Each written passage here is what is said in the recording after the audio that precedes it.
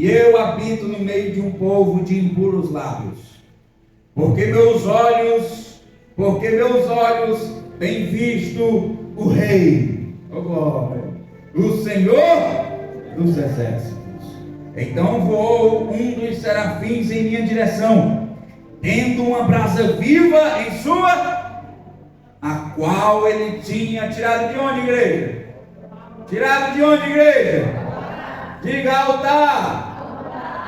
Tirado do altar com uma tenaz, e colocou sobre a minha boca e disse: veja, isto tocou teus lábios, e a tua iniquidade é removida, o teu pecado é purificado. Diga glória a Deus. Também eu ouvi a voz do Senhor dizendo: quem irei eu enviar? E quem irá por nós? Então disse eu: aqui estou eu, envia-me a mim. E Deus disse: vai. E Deus disse o quê? Deus disse o quê? Vai. Feche seus olhos sobre a sua cabeça. Quem crê que o poder do Espírito Santo está nesse lugar? Oh Espírito Santo de Deus, feche os teus olhos e curve a tua cabeça. Você precisa se render ao poder do Espírito. Você precisa se render ao poder da palavra, porque esta palavra é vida para aqueles que creem. Aleluia. Deus, mais uma vez, Senhor, me coloco aqui neste altar para expor a tua palavra, o teu evangelho, a qual o Senhor me levantou para fazer, Senhor. Deus, eis-me aqui que no abrir e fechar os meus lábios, a tua palavra possa sair com vida e se manifestar no coração dessas pessoas, desta igreja, desta comunidade aqui reunida para te adorar, Senhor. Deus, que esta palavra que o Senhor colocou em meu coração possa trazer vida, meu Pai, sobre aqueles que precisam, que ela possa ser, meu Pai, como a palavra no vale de ossos secos, que possa levantar o que está caído, que possa trazer vida ao que está morto, que possa trazer ressurreição, meu Pai, aquele que está precisando, em nome de Jesus de Nazaré, meu Deus, que o Senhor sopre em nosso meio, nos quatro cantos desta igreja, e traga a chama do teu Espírito, o fogo do teu Espírito, e incendeia os nossos corações, Senhor. Aleluia, aleluia, aleluia. Incendeia, Senhor, os nossos corações nesta noite peculiar de domingo, meu Pai, dia 30, Senhor, do mês de abril. Seja uma noite maravilhosa a todos os que estão aqui nesse lugar, meu Deus. Oh Espírito Santo, tu és bem-vindo nesse lugar. Convence-nos das tuas verdades, porque nós precisamos de ti. Em nome de Jesus, diga amém. Amém. Amados, para que nós possamos compreender aquilo que Deus quer nos ensinar nesta noite, nós precisamos voltar um pouco para o segundo livro dos Crônicas, capítulo de número 26.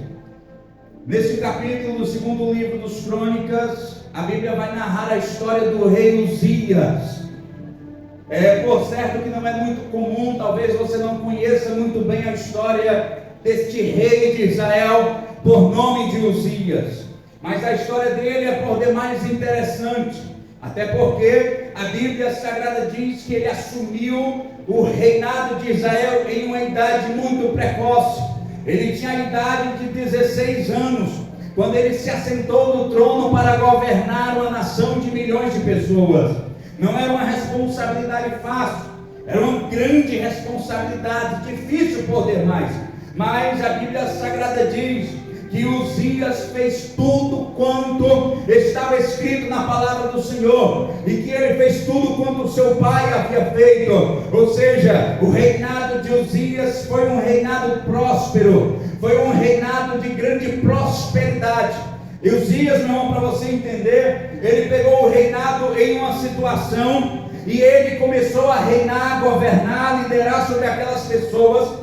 e de repente ele começou a revolucionar a nação de Israel. Ele começou a trazer uma estrutura para a nação de Israel que até então não havia, não existia. A Bíblia Sagrada diz que ele começou a ganhar território, expandir o reino, começou a construir cidades, começou a vencer outras nações, começou a aumentar o seu poderio militar. E então a Bíblia Sagrada diz que governando aquela nação, ele ganhou uma fama absurda, ele ganhou uma fama extraordinária, e todos ouviam falar do rei Uzias, do quanto ele era forte, do quanto ele era poderoso, do quanto a nação caminhava nos caminhos de Deus, e do quanto que Deus estava honrando a sua liderança e o seu reinado sobre aquela nação. Dentre esse período existia este homem por nome de Isaías, o profeta, que durante aquele reinado do rei Uzias, principalmente nos seus últimos 20 anos, ele estava acompanhando tudo que Deus estava fazendo na nação. Isaías estava vendo a importância do reinado de Uzias, da liderança de Uzias para o crescimento daquele rei. Diante de tudo o que está acontecendo, irmãos, a Bíblia faz menção, só para você ter ideia, Uzias, ele inventou uma máquina para atirar flechas, irmãos, coisas que não existiam. Uzias inventou a catapulta para jogar pedras quando os inimigos quisessem avançar. Ele era um grande estrategista militar, um grande rei e um grande líder. Nada dizia ao contrário. Não tinha quem se queixasse do reinado de Uzias. Um homem excepcional. Isaías, presta atenção, Isaías está vendo tudo isso acontecer. O coração de Isaías, irmãos, ele está muito feliz, muito alegre com a liderança do rei Uzias. Só que, presta atenção, versículo 16, a Bíblia Sagrada diz que por conta do seu grande poder, o rei Uzias, por conta do seu grande poder, por conta da sua grande fama, ele começou a ser tomado por um sentimento de exaltação. Uzias começou a ser tomado por um sentimento de soberba. E por fim, Uzias começou a ser tomado por um forte sentimento de orgulho.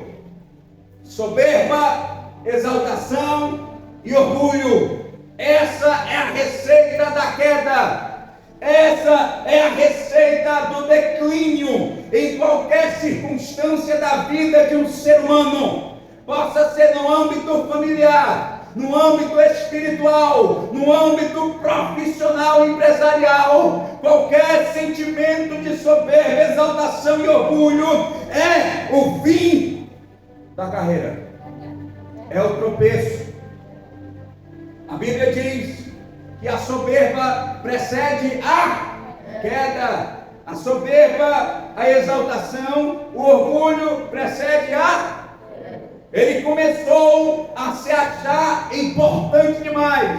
Uzias começou a deixar que o orgulho tomasse de conta dele. Então, de repente, a Bíblia Sagrada diz que ele entra dentro do templo em um dia. Ele pega o incensário e ele decide que agora ele tem o direito de oferecer sacrifícios a Deus.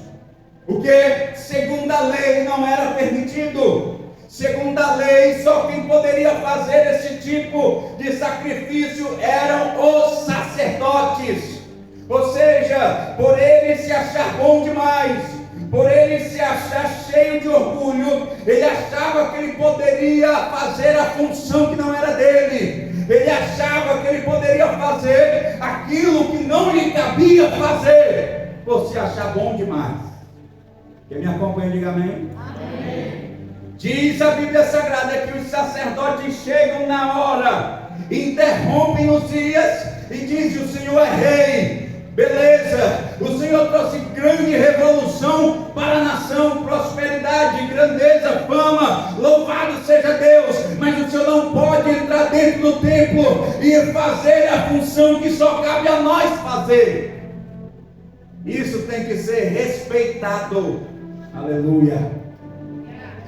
Nesse momento a Bíblia diz que Uzias fica furioso e fica zangado, e ele atenta contra os sacerdotes, e a Bíblia diz que na mesma hora ele é ferido por Deus, e na testa dele, na fronte dele, começa a sair a lepra, e a lepra começa a tomar de conta de todo o seu corpo.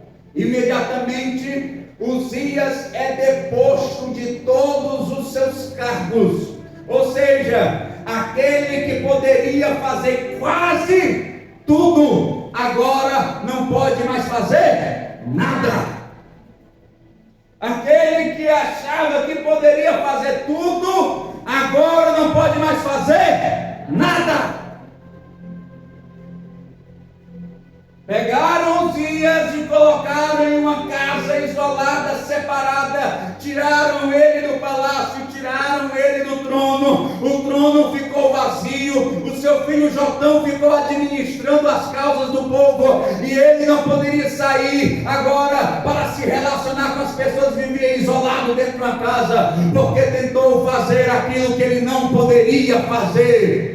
Todos nós temos os nossos limites, e quando termina o nosso limite, começa o limite do nosso irmão. Bendito seja o nome do Senhor. Qual é a primeira lição que nós temos que aprender, irmão? Eu não posso fazer aquilo que só você pode fazer, e nem você pode fazer aquilo que Deus me chamou para fazer. Não importa a quantidade de talento que nós temos, não importa o tamanho da nossa inteligência, não importa o tamanho da nossa sabedoria, nós fomos chamados para trabalhar em comunidade, uns dependendo uns dos outros, e isso deve ser respeitado. Não importa o como seja, nós temos os nossos limites. Não podemos achar que podemos fazer tudo, irmão. Quem me entende, diga aleluia. Que coisa maravilhosa. Quando Uzias tentou ultrapassar o seu limite, Deus feriu ele com lepra e disse: não, Uzias, aqui não dá. Antes você tinha liberdade para fazer muitas coisas, agora você não consegue mais fazer nada. Deixou ele, ficou isolado. Tudo bem. Foi o que aconteceu. A nação começou a entrar em uma espécie de declínio espiritual por conta disso. E Isaías, vendo tudo isso, você precisa entender, irmãos, que Uzias era uma referência para qualquer pessoa, inclusive para o profeta Isaías. Agora Isaías está vendo tudo isso acontecer, está vendo Israel sofrer, está vendo o rei amado sofrer. E aí a Bíblia Sagrada diz que Uzias morre de lepra. E aí começa o capítulo 6 do livro do profeta Isaías. E o texto, como nós lemos, começa dizendo: no ano em que Uzias morreu, eu vi o Senhor. Ou seja, parece-me haver um momento específico para que Deus se manifeste para Isaías. Deus poderia muito bem ter se manifestado quando Uzias ainda estava em vida, mas não. Deus só se manifestou depois que Uzias morreu. E eu quero deixar aqui claro para que você entenda que nós vamos entrar um pouco nessa situação. Uzias agora para nós representa esse orgulho, essa soberba e essa exaltação. Ou seja, quando é que Deus se manifesta? Deus se manifesta quando o orgulho morre, quando a soberba cai e quando a exaltação desaparece. Quando o orgulho morre, quando a exaltação desaparece e quando a soberba cai, é o momento certo para que Deus se manifeste intimamente em uma experiência pessoal e única para aqueles que o servem. Enquanto houver orgulho em nosso coração, enquanto houver soberba, enquanto houver índices de exaltação em nosso coração, Deus não pode se manifestar na sua totalidade para nós. É necessário que o nosso Uzias morra para que Deus se manifeste. Quem está me acompanhando, diga amém. Quando o nosso Uzias morrer, quando esse nosso lado, porque todos têm o mínimo de orgulho que seja. Podemos ser um filho orgulhoso, podemos ser um pai orgulhoso, podemos ser um esposo orgulhoso, uma esposa orgulhosa, podemos ser um profissional orgulhoso, mas existe algum tipo de orgulho que precisa morrer na nossa vida. Que nós precisamos ser tratados por Deus. E quem tem que fazer isso, nós precisamos nos avaliar. Nós precisamos nos avaliar que tipo de pessoa nós estamos sendo, porque Deus está querendo se manifestar na nossa vida. Quem está me entendendo, diga glória a Jesus. Olha o que a Bíblia Sagrada diz: no ano que o rei Uzias morreu, eu vi também o Senhor assentado num alto e sublime. Aonde, igreja? Aonde, igreja?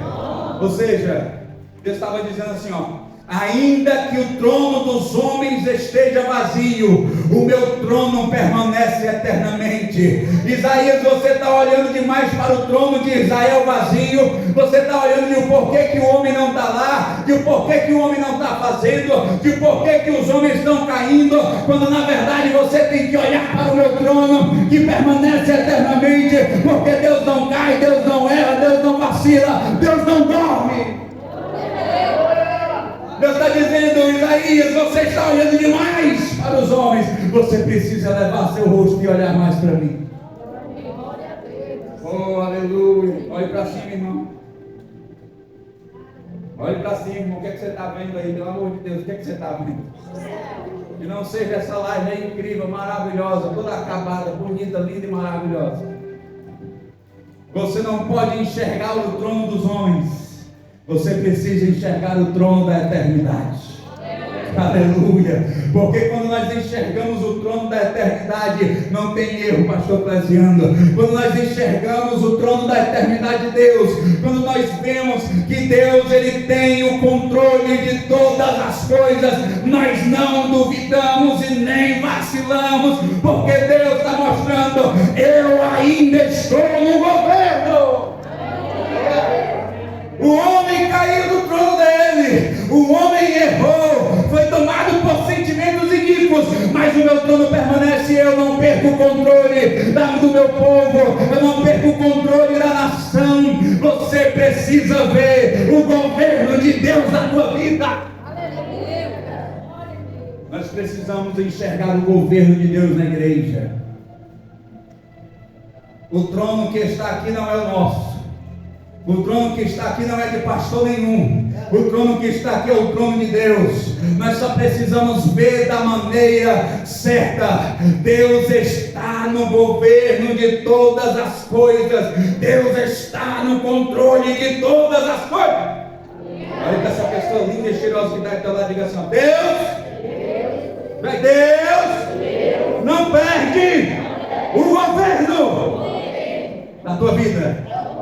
Nem do Brasil, nem da igreja, nem do mundo, nem das nações. Louvado seja o nome do Senhor. Não tem Lula, irmão, não tem Bolsonaro, não tem Trump, não tem Biden, não tem ninguém. Quem manda é o trono do eterno, o trono do Senhor. É Ele que tem governo, é Ele quem domina, é Ele quem governa, porque é chegada a voz do Rei.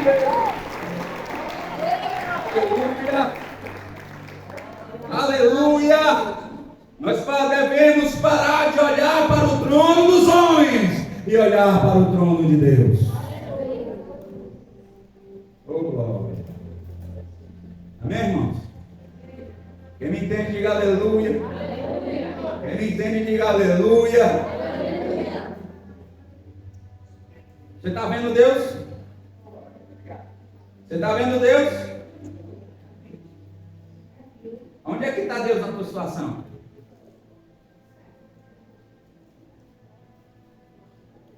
Todos nós sabemos, irmão, que o cenário perfeito para a manifestação de um profeta é uma crise moral e espiritual. Sempre que Deus levanta o profeta é porque existe uma crise moral e espiritual no meio da nação. Sempre. É regra. Deus manifesta um profeta Deus levanta um profeta é porque existe uma degradação moral e espiritual no meio do povo. A questão é,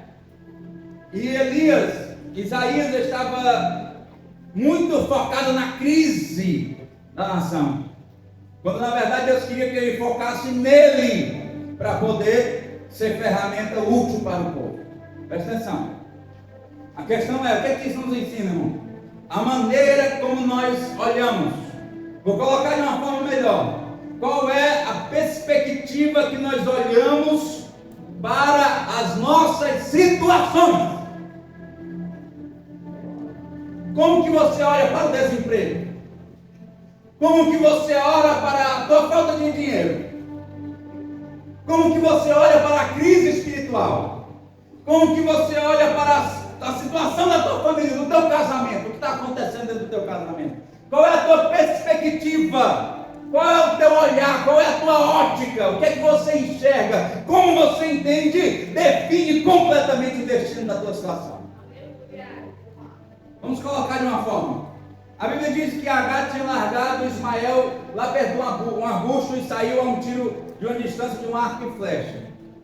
Desesperado, deixou o menino para morrer. O menino chorava. Não via solução, não via esperança, não tinha nada. A Bíblia diz, presta atenção, que ela se distanciou do menino a um tiro, a uma distância de um tiro de arco e flecha, para morrer. Não tinha mais água, não tinha mais nada. Quando de repente o anjo intervém e diz: eu ouvi o choro da criança. E aí o anjo começou a falar, ministrar para ela retornar e tal, voltar, que ela tinha que ser recebida, porque existia um propósito a ela. A Bíblia Sagrada diz que quando o anjo foi embora, ela olhou para o lado e tinha um poço. Tinha o quê, igreja? Tinha o quê? Poço. A pergunta que eu faço é: será que na verdade o poço sempre esteve ali? E ela estava cega pelo desespero? E ela estava cega pela desesperança? Quando na verdade o tempo todo o que precisava ser aberto eram os seus olhos, porque a provisão já existia, ela só não enxergava, ela não via o que estava diante dos seus olhos. Por quê? Porque a única coisa que ela via era: não tem mais jeito, não dá mais. Não tem como, não tem água. A água do lado dela, irmão. Olha aí pro teu lado, olha. O que é que tu está vendo? Olha pro chão. Olha aí pro chão, o que é que tu está vendo? Olha pro teu casamento, irmão. Olha para a tua família, olha pro desemprego. Olha a tua situação. Olha a igreja. Olha essas paredes. Olha essa coberta que ainda não tem. Olha isso aqui, irmão. O que é que você vê? Você vê a desesperança? Ou você está vendo o poço aí do teu lado? Hein? O que é que você está enxergando? Por quê? A maneira que nós enxergamos define o nosso destino. Se você só vê o problema, é que nem aqueles 12 espias que foram espiar a terra, e quando eles voltaram, 10 disseram: não dá para nós, não tem como, é gigante demais, os caras são enormes, são fera, nós somos como gafanhotos diante deles, não tem como, nós somos pequenos, a habilidade deles é maior, a força deles é maior, o exército dele é maior, tudo neles é maior, não dá para nós. 10, e os outros 2, Josué e Caleb, disseram o quê? Meu irmão, o que importa não é o tamanho do gigante, o que importa é o que o nosso Deus falou para nós. E o nosso Deus disse que a terra é nossa, e se a terra é nossa, não importa o tamanho da batalha, nós vamos conquistar. Nós vamos conquistar. Oi, igreja, vocês estão fracos demais, está com fome, meu irmão, devia ter jantado antes de vir para o culto. Eu vou gritar de novo: nós vamos conquistar. Nós vamos conquistar. Você vai chegar lá dentro da tua casa e vai dizer: o meu casamento é uma bênção, essa prova vai acabar, essa porta vai se abrir. Você vai profetizar a bênção dentro do teu lar. vai chegar e vai olhar para cima e dizer: eu vejo o governo de Deus na minha vida, eu vejo o trono de Deus na minha igreja, eu vejo o trono de Deus no meu ministério, eu vejo o trono de Deus na minha empresa, eu vejo o trono de Deus no meu empreendimento, eu vejo, quem vê, dá glória, dá glória, aleluia, Deus é fiel, irmão, oh, glória. Glória seja dada ao nome do Senhor. Diga para a pessoa que está do seu lado: o poço está aí. Tu está vendo? Está vendo aí, pastor? O poço? Olha a água aí, ó. Está morrendo de sede e o poço está bem pertinho. Olha a água aí, irmão. Não Deus pega. Você só precisa olhar para a direção certa. Olhe para o lugar certo. Não olhe para o medo, não olhe para a dúvida. Olhe para o lugar certo. Olhe para o trono de Deus. Amém? Quem está me acompanhando, diga amém. Amém. Nunca acabei de ler, então no verso 1. Até o verso 9, irmão, deixa. Acima estavam os serafins. Cada um tinha 6 asas, com 2 cobriam a face, com 2 cobriam os pés, com 2 voavam. E um clamava aos outros, dizendo: Santo, Santo é o Senhor dos exércitos, toda a terra está cheia da sua glória. Verso 4. E os umbrais da porta. Me dá uma versão aqui, irmão. Me dá uma versão aqui. Isaías capítulo 6, verso 4. Qual é a versão? Glória. E as bases das o quê? Tremeram. A voz do que clamava. E a casa, diga a casa. Se encheu de quê? Fumaça. Que coisa interessante, irmãos. Tem uma lição maravilhosa aqui para nós. Principalmente, se nós formos avaliar esse texto aqui, a Bíblia Sagrada diz que o templo, as bases do templo, o alicerce do templo, os umbrais das portas, os batentes da porta, começou a tremer diante da voz daqueles que adoravam. Diante da voz daqueles que clamavam a santidade de Deus. Eles diziam uns aos outros, eles não estavam dizendo a Deus, eles estavam dizendo uns aos outros: Ele é santo, santo, santo é o Senhor dos exércitos. E eles diziam uns aos outros: vamos lá, igreja, santo é o Senhor. Mais uma vez: Santo, Santo, Santo é Senhor dos exércitos. Quanto mais aquelas vozes clamavam, quanto mais aquelas vozes adoravam, mais a estrutura estremecia. Aleluia. Depois que a estrutura estremeceu do templo, o templo começou a ser cheio da fumaça, que é a manifestação da presença de Deus. Irmão, se nós vermos 2 Crônicas, capítulo de número 5, verso 14, a Bíblia Sagrada diz que na inauguração do templo, que Salomão inaugurou o templo, que ele terminou a obra, e ele ofereceu milhares de sacrifícios. Aquele culto, irmão, foi um culto absurdo, aquele culto foi extraordinário. Milhares e milhares de cordeiros, de bois, de animais foram sacrificados a Deus naqueles dias, como inauguração, como oferta agradável ao Senhor. E a Bíblia Sagrada diz que quando eles estavam ali apresentando o templo, orando, o fogo do céu caiu, consumiu os sacrifícios. E a Bíblia diz que os sacerdotes e levitas que serviam dentro do templo não aguentavam ficar de pé, tamanha era a glória de Deus. O templo de Deus foi cheio da glória. E as pessoas não conseguiam ficar de pé, de tão intensa que era a presença de Deus. Só que um dia Deus disse assim: eu não habito em templos feitos por mãos. Eu não habito em templos feitos por mãos.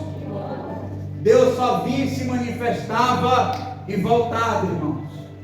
Agora o desejo de Deus era habitar dentro de um templo que foi feito pelas suas próprias mãos. Diga assim: sou eu. Diga: sou eu. 1 Coríntios capítulo 6, verso 19, Paulo diz: não sabeis vós que vocês são santuário, templo, morada, habitação do Espírito Santo de Deus? Vocês não sabiam disso? Olha para a pessoa que está falando, pergunte: você sabia? Diga para ela assim, olhando bem na bila do olho, irmão, diga assim: você é templo. Bem nessa bila do olho dessa pessoa, diga: você é templo. 1 Coríntios capítulo 3, 16, Paulo reafirma dizendo: vocês são templo e morada do Espírito Santo.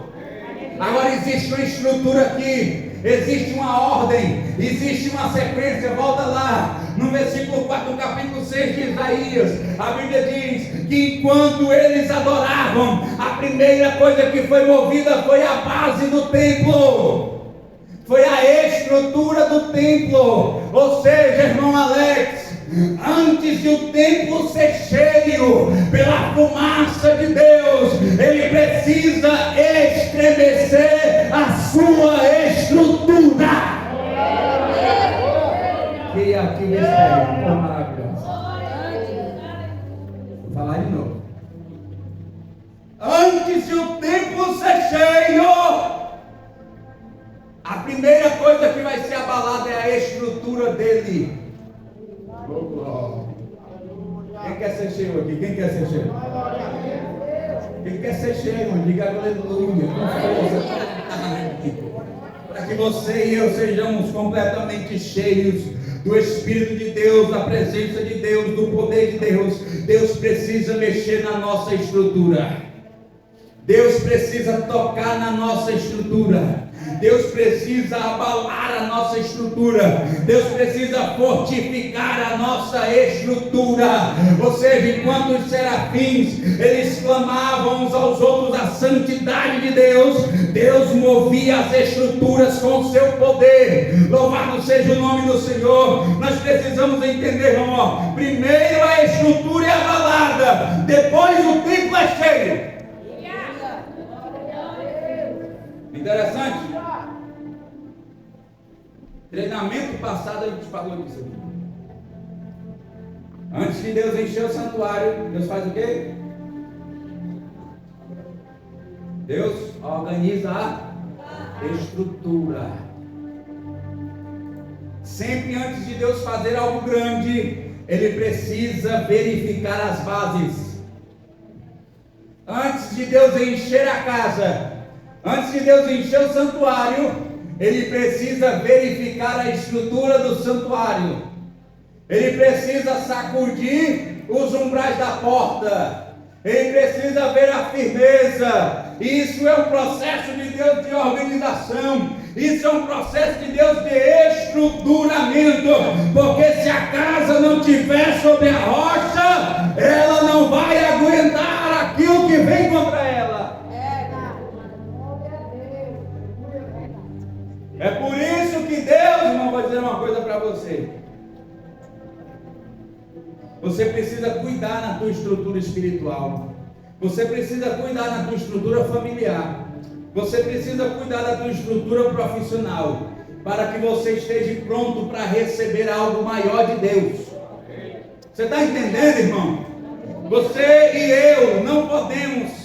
É uma forma de irmos contrário a um princípio de Deus. Nós não podemos pedir grandeza a Deus se nós não temos estrutura para suportar. Quantos são empresários aqui, empreendedores? Levanta a mão para mim. Glória a Deus! Empresários e empreendedores, levanta assim a mão, irmão. Levanta, deixa eu contar aqui, ó. 1, 2, 3, 4, 5, 6, 7, 8, 9, 10. Ok? 11 ali. 11 pessoas. 11 pessoas dentro desse santuário aqui agora são empresários e empreendedores. Amém? Os 11 aí, os 11 da glória a Deus. Olha aí. Vocês querem prosperar mais e mais negócio de vocês? Sim ou não? Sim. Vocês pedem isso a Deus? Vocês desejam isso a Deus? Sim ou não? quer fazer isso na vida de vocês. Deus quer fazer isso na vida de vocês. Agora o que é que acontece? Como qualquer empreendimento, você precisa ver a base do teu negócio. Você precisa ver a estrutura do teu negócio. Você precisa fortificar a estrutura do teu negócio. A questão é, se Deus te der 100 vezes mais do que você tem hoje, você aguenta? Se Deus aumentar a tua clientela hoje, 50 clientes a mais, você suporta? Eis a questão. É uma quebra de princípio pedir uma grande coisa a Deus quando a nossa base não está preparada para ela. Então nós precisamos corrigir a nossa forma de pensar e orar. Nós precisamos dizer para Deus, eu sei que o Senhor tem grandes coisas para a minha vida. Agora o que eu te peço é, me ajuda a melhorar a minha estrutura. Me ajuda a fortificar a minha estrutura, para que eu possa receber as tuas grandezas. Louvado seja o Senhor. Aleluia. Você precisa começar a estruturar a tua base. Você precisa melhorar a tua vida com Deus, melhorar os teus negócios, melhorar a tua profissão, melhorar os teus cursos, melhorar a tua situação, melhorar a tua educação. Você vai se aprimorando, porque quando chegar o dia de Deus te dar, Ele vai dar. E você vai, melhor de tudo, suportar. Você vai conduzir. É que nem quando Deus olhou, o Senhor olhou para os seus 3 servos e disse assim, ó, você pode receber 5, porque você vai dobrar o teu patrimônio. Você não pode receber 5, eu vou só te dar uma. E uma que ele recebeu, ele não tinha estrutura para multiplicar. Quem está me entendendo, diga glória a Deus. Ou seja, primeiro Deus mexe na estrutura, para depois Deus encher a casa. Eu creio que isso vai acontecer nessa igreja, irmão. Está acontecendo. Quem crê nisso, irmão? Deus está fazendo coisas maravilhosas aqui. Você veja, irmão, veja Jesus Cristo. Eu estava conversando esses dias com a pastora. Eu estava dizendo, olha, veja Jesus, pastora. Jesus, o foco dele não era simplesmente a multidão. O foco dele era juntar 12 direcionados por Deus. Porque esses 12 seriam a base para ele receber a multidão. Seria alguém, aqueles 12 que iriam multiplicar as quantidades infinitamente mais até onde nós estamos. Então Jesus disse assim, olha, eu sei que virão milhares, mas para vir milhares eu preciso ter 12. E esses 12 eu vou trabalhar neles fielmente, vou investir neles, vou cuidar deles, vou discipular eles, vou tratar eles, porque esses 12 vão ser 12 líderes, esses 12 vão ser 12 homens de Deus, e vão além e avante, e a obra vai ter estrutura para receber algo maior. Quem está entendendo, diga aleluia. Fique de pé, irmão, que é para parecer que está acabando.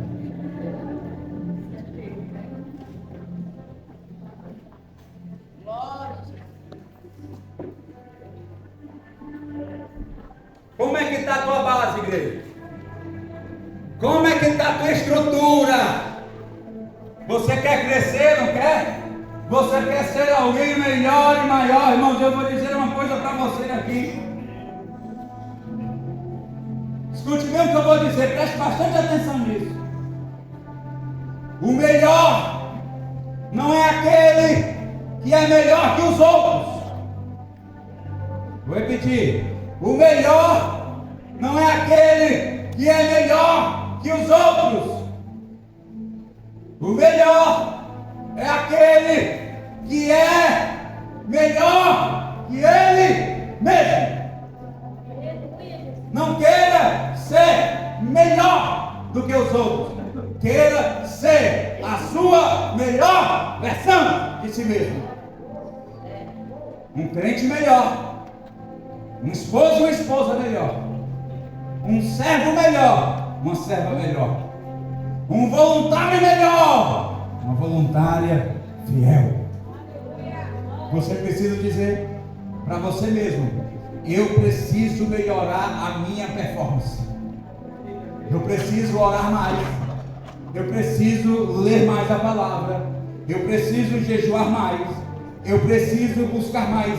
Você não tem que dizer assim: eu vou fazer mais que o fulano. eu vou fazer mais que o ciclano, eu vou produzir mais que o Beltrano. Não, você vai dizer: eu vou fazer mais do que eu já faço hoje, eu vou fazer melhor do que o que eu já faço hoje, eu vou me tornar uma pessoa melhor do que a que eu já sou hoje, eu vou ser melhor dentro da igreja, eu vou ser melhor dentro do meu ambiente de trabalho, eu vou ser melhor dentro da minha casa como família.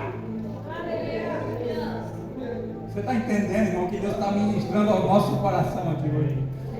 Aleluia. Oh, Deus tremendo, irmão. Oh, você está preparado para o crescimento de Deus, igreja? Você está preparado para o crescimento de Deus, igreja? Você precisa crescer. Irmãos, não aceite a situação que você está hoje, porque você pode ser muito melhor do que o que você já é. Tem uma frase que eu gosto muito que diz assim: não há nada tão ruim, tão quebrado, que não possa ser consertado, e não há nada tão bom, tão incrível, que não possa ser melhorado. Isso é para todas as áreas da nossa vida. Eu posso ser um pastor melhor, eu devo ser um pastor melhor. Você deve ser um empresário melhor, você pode ser um empresário melhor. Você pode ser o melhor funcionário dentro da tua empresa, você deve ser alguém melhor dentro desta empresa. Você deve ser alguém melhor aonde quer que você passe, e para isso você precisa de estrutura espiritual de Deus na tua vida. Quantos querem crescer? Eu quero primeiramente, irmãos, para começar, chamar os 11 empreendedores para cá para frente. Para começar. Vai, os 11 empresários. Vai começar logo, vem. Cuida, avia. Vem dando glória.